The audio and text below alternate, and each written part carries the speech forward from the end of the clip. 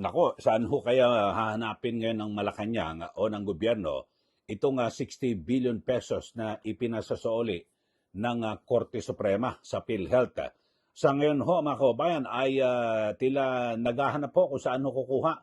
Ang pinakamasaklap ho rito, mga kababayan, dito po sa 60 billion pesos na kinuha ng gobyerno sa pamamagitan ni dating Finance Secretary at ngayon Executive Secretary Ralph Recto ay kinuha sa PhilHealth tapos ang matindi ho rito ay ipinampondo sa mga proyektong pang-infrastruktura at partikular itong flood control.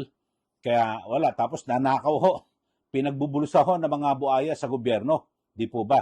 So masaklap ho rito at nako, eto ho, may mga binabanggit ho tulad po itong si House Deputy Speaker at Iloilo Representative Janet Garin na yung 60 billion pesos na pondo na dapat ibalik sa PhilHealth ay isinama po sa 2026 budget. Ano ibig sabihin ho nito, mga kababayan? So yung 60 billion na yan, sa atin din ho ulit kukunin o sa taong bayan. Grabe ho, mga kababayan, di po ba? So talagang napakatindi ho nito kasi ang linaw ho ng sabi po ng Supreme Court illegal po yung pagsasalin ng pondo na 60 billion pesos sa National Treasury. Ang nangyari ho, yung pondong yan ay napunta po sa unprogrammed funds. At kung saan ang Pangulo ang may kapangyarihan na siyang gumalaw ng budget at yun ho, nailagay na ho sa flood control projects. So ito ho, mga kababayan, ang ginagawa ho ngayon na pamamaraan ng Kongreso ay pinasama na po sa budget ng 2026 para agad na maibalik sa PhilHealth. Di ganun din ho. So, iginisa ho tayo sa sarili nating mantika, mga kababayan.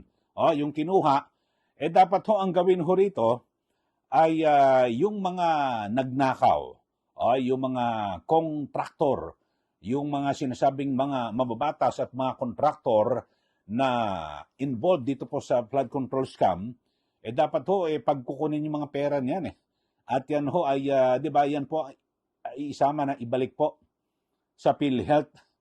Di po ba? Pero sa ngayon 110 million pa lang ho ang isosoli na cash. At naka-freeze po yung accounts ng maraming mga nasasangkot dito po sa kasong ito. Pero ang pinakamatindi ho rito, mga kababayan, dapat ho may managot ho rito, di po ba? Managot ho rito si Secretary Recto. So dito ho, yung 60 billion, so lumilitaw ho na hindi agad matutupad ho ng gobyerno dahil sa 2026 national budget dun ho pa kukunin. Dapat ang decision po ng Supreme Court agad-agad at mabilisan ng nagdesisyon agad ibalik. So sa ngayon mukhang malabo ibalik hindi pa ho at ang masaklap po nito, mga kababayan, so matindi. Ilalagay sa 2026 yung budget na ni 60 billion tapos isosoli sa PhilHealth. Tapos, ang mangyayari, so magkakaroon tayo ng deficit sa ating pambansang budget dahil sa kukulangin ng 60 billion. Ito ang matindi. Uutang na naman. Ang mangyayari ho dyan ay uutang kasi ganun ho talaga. Pag may budget deficit, uutang na naman. Mga kababayan. Kaya nga, ang matindi ho rito di ba, katulad ito, may binabanggit si dating Executive Secretary Vic Rodriguez, yung planong kunin sa 2026 budget, ang ipinabalik na pondo, ang gagawin ho pala, ito, sinasabi niya, maganda ho itong kanyang argumento. Pwede palang magnakaw mula sa kaban ng bayan at pag nahuli, masasauli ang mga nagnakaw gamit ang pera mula pa rin sa kaban ng bayan. Yun po pinakamatindi, biruin nyo. Kinuha sa budget ng PhilHealth, 60 billion, tapos nang nagkahulihan, nagdesisyon sa Supreme Court, hindi, balik nyo yan. Kukunin nyo ulit sa pambansang budget. Talagang grabe ho ito, mga kababayan. At ayon po kay dating secretary, si Attorney Vic Rodriguez, hindi makatarungan na ang buwis ng mamayan ang muling sasalo sa pondo na nagmula sa pribadong kontribusyon ng mga miyembro ng PhilHealth. Lalo't manipis na ang pondo na 2026, di ba, yung budget para po sa kalusugan, edukasyon at serbisyong panglipunan. So ito ho ang pinakamatindi ho, mga kababayan, di ba? Yung 60 billion pesos na ipinasusole ng Supreme Court, kukunin sa 2026 budget na buwis po ng taong bayan. So talagang pinagsamantalahan, doble ho ang pagsasamantala sa lahat po, no, sa ating mga kababayan, di po ba? So ito nga ho, kaya nga may binabanggit din ho itong si no, yung isang health reform advocate na si Doc Tony Lechon, yung issue ng 60 billion pesos na pondo ng PhilHealth, yung patuloy na kakulangan sa subsidiya para sa mahihirap, PWDs at mga senior citizens. So ito po ay malinaw na pandarambong. So doble-doble ho ang pasanin ho ngayon ng taong bayan nang mawala po ang pondo at ngayon mamayan pa rin ang pinagbabayad para po sa pinababalik na pera ng Supreme Court. Matindi ho, mga kababayan. Kayo ho ang masasabi niyo rito. So ninakaw ang 60 billion pesos tapos na ipinagkait ang 147 billion pesos para sa PhilHealth ng may hirap, yung PWD, senior citizen, tapos gusto nila tayong magbayad ulit. Kasi yung sa 2026 national budget, ang magpupondo ho dyan pera ng mga taxpayers So tapos yung ninakaw na 60 billion, tayo ho ulit magpupondo. Oh, grabe ho, mga kababayan, di po ba? At talagang hindi ko alam kung ano bang mangyayari sa atin. So ninakaw yung 60 billion, tapos ibabalik, sabi ng Supreme Court, tayo pa rin ang magbabalik. Talagang matindi ho. Kayo ho, ano masasabi nyo dito po sa isyong pinag-uusapan ho natin, mga kababayan? Talagang napakatindi ho, di po ba? Na kung saan ay dito ho di ba? Kaya nga may mga nanawagan na po na dapat ho ay mag-resign. Ito pong si Executive Secretary Ralph Recto at particular ito pong nagkaisa labor coalition. Ako, malaking coalition po ito ng mga manggagawa. Na ang sabi ay kanilang hinihiling na dapat po ay mag-resign si Executive Secretary Ralph Recto na mula po sa pagiging Finance Secretary, parang na-promote pa ho di ba? Kasi siya po ang pinakamataas sa lahat po ng mga miyembro ng gabinete na ang ibig sabihin, di ba, may mga bansag nga pag Executive Secretary ka Little President, di ba? Kita nyo ho, pag pipirma, maglalabas ng mga proclamation o kung ano man, halimbawa, walang pasok, pista opisyal, by the President, pipirma ho siya sa ngalan ng Pangulo, di po ba? Kaya tinatawag ho yung Little President. So ito pong koalisyon na ito, yung nagkaisa labor coalition, ang sabi ho nila, dapat ho magbitiw na. Ako naman ho, siguro, kung gusto ho ng Pangulo na medyo mabawasan yung kanyang kasalanan sibakin niya na ho. Tanggalin ho, huwag nung antabayanan na sabi natin magbitiw. Naku, hindi magbibitiw ho yan. At di ba sa mga nakaraan, itong si dating Executive Secretary, dating Chief Justice Lucas Bersamin, di ba yung pangalan ay na-involved sa sinasabing maanumalyang flood control o kaya tinanggal. Itong si Secretary Recto ang mga report kadikit niya ho yung isang kontraktor na kanyang kababayan diyan po sa Batangas. Di umano, no? Kadikit niya raw ho yan. Itong si Congressman Edwin Garjola. Yun ho, nako, isa rin po yan sa sinampahan na po, no? O pinaka-iimbestigahan at masampahan ng kaso dito po, no, na may kinalaman sa napaka-maanumalyang flood control projects at iba pang infrastrukturang proyekto dito po sa ating gobyerno.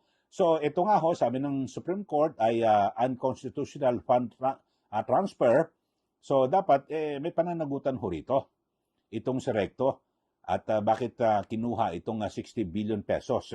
Kaya nga ang sabi nga ho ni retired Associate Justice Antonio Carpio, ito po'y technical malversation. Kahit sabihin mong wala kang kinupit doon sa 60 billion, pero inilipat mo, kasi batas ho ito may intention ho yan kung saan dapat gastusin. Dapat itong 60 billion ay gastusin lang po ng PhilHealth. Pero ang ginawa ho ni Recto, kinuha. Tapos, dinala sa National Treasury, tapos dinala sa unprogrammed funds O yun ho, yun na, ibigay ko sa sa flood control projects. Buti sana kung yung flood control ho mga kababayan, naging, sabihin natin, naging maayos yung proyekto at talagang nakatulong para maibsan yung problema sa baha at wala ho Lalong lumala po yung pagbaha dito po sa atin, di po ba? At ang dami pong namatay. Marami po ang nagbuwis ng buhay dahil po sa mga proyektong yan. So, matindi ho ito.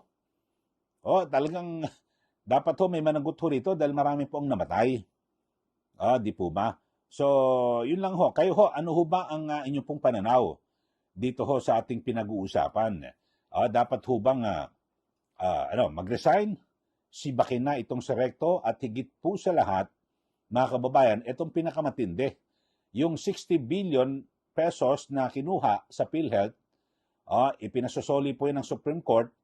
Ang gagawin ho ay isinama dito po sa panukalang budget para sa susunod na taon. Tapos, yun ho ang ipambabayad. Kapag kumuha ka sa 2026 national budget, taxpayers' money ho ito. So, kinuha nila nakaraan sa budget, taxpayers' money, tapos nung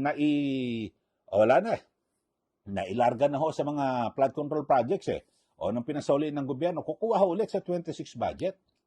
Grabe ho, mga kababayan, di po ba? So, wala ho bang mananagot dito? Napakatindi, talagang sunod-sunod ho ito, yung mga nangyayari dito po sa ating bansa, mga kababayan. So, yun ho, dapat ho talaga, kasi ang purpose ho nito, di ba? Yung kung ang pondo ay para sa serbisyong pangkalusugan, dapat dun lang ho. Alam niyo ho, kung wala hong mananagot dito, magpapaulit-ulit lang ho ito sa gobyerno Kaya nga sabi nga po ng grupong nagkaisa, resign ka na, Recto. Ako naman ho, ang sinasabi ko, PBBM, sibakin mo na. Yun ho. Kay Bersamin, di ba, natanggal dahil sa parang naugnay sa flood control ito, palalain po ba patingnan nyo rin dahil sa ang sinasabi, di umano ay malapit ito kay Congressman Edwin Garjola na isang contractor di umano. Yun ho. Ano pa bang gagawin ho natin dito, Mr. President? Kung gusto nyo maglinis sa inyong bakuran, yun ho. Huwag nyo na hong antayin na magkusa mag-resign. Ako, malabo po ito. Malabo pa ho sa sabaw ng pusit na mag-resign ho ito dahil sa itong si Recto talagang veteranong politiko. Trapo ho ito. Traditional politician. Ako, tagal na ho nito sa gobyerno, mga kababayan. Ito ho ang ang dami ho nitong isinabatas na mga pahirap sa bayan. Taxman ho ito. Yung sabat, siya po ang yung value-added tax. Siya po ang principal author siya ho ang pangunahing may akda nagsulong ng batas na yan Ang dami ho, mga kababayan. At di ba? So sa ngayon yun ang pinakamatinding nagawa ho nito, yung sa 60 billion pesos na pondo ng PhilHealth inilipat. At ang dami pa ho, pati yung sa PDIC 107 billion pesos. Mga kababayan, ang tinanggal at kinuha, binawi at nilagay sa National Treasury at dinala po sa sa flood control project. Buti sana kung maganda man lang kinalabasan di ba? Ng flood control projects okay po sana. At para yung nakatulong, di ba? Siguro medyo mas hindi pag-iinitan ho ito, di ba, ng taong bayan, pero wala ho tapos nagkaroon po ng anomalya. Alam naman natin na talagang maraming pong nagbulsa ng pondo ng bayan mula po rito sa flood control projects. Tapos meron ho dyan, 60 billion sa PhilHealth na dapat napakinabangan ng mga tao. Alam nyo, yung sa PhilHealth, hindi ho to pera ng ng gobyerno o taxpayers money, hindi ho Pera po yan ng mga contributors, yung mga nagbigay po ng kontribusyon. Katulad ho ako po isang empleyado sa pribadong kumpanya nagbabayad ho kami ng ng kontribusyon sa PhilHealth. Mga kababayan, at ang ginagawa sa mga nakaraan, nagdadagdag ho ng budget ang gobyerno para sa PhilHealth. Para naman kasi meron ho mga binibigyan ho ng tulong ho dyan, kumbaga sa sinasustentuhan di ba? Yung sa mga senior citizen, PWD, so yung mga yung miyembro po ng Porpis, yun ho. Pero yung mga may trabaho at di ba, may contribution ho dyan. Tapos ngayon, dodoble, dodoble ho tayo magbabayad, tayo yung mga empleyado ho. Pero yung kinaltasan ho tayo nakaraan, tapos kinuha ho ng gobyerno, dinala sa flood control, ngayon sa 2026, tayo ulit magbabayad. Grabe. Kayo ho, sige magbigay ho kayo ng comment dito po sa ating pinag-uusapan ngayon. Ito hong 60 billion, isasama raw po sa 2026 national budget na ngayon ay tinatalakay sa BICAM at inaasang maaprubahan to ngayong linggo o hanggang next week bago bakasyon ang mga mababatas. Tapos itong si Secretary Recto pinapanawagan na mag-resign ng malaking labor group. Ako naman, hindi ako kay Recto na nanawagan, kay Pangulong Marcos. Dapat sibakin mo na, di ba? Kung gusto mo maglinis sa iyong bakuran, di po ba? At wala ho kasi talagang magkaroon po ng sabihin natin talagang matindihong hakbang dito para sa mga susunod ho, wala na pong opisyal na magtatangka na ganyan na ilipat po ang pondo ng taong bayan, di po ba? Yan po itinuturing na technical malversation na kung saan, may kulong ho rito, di po ba?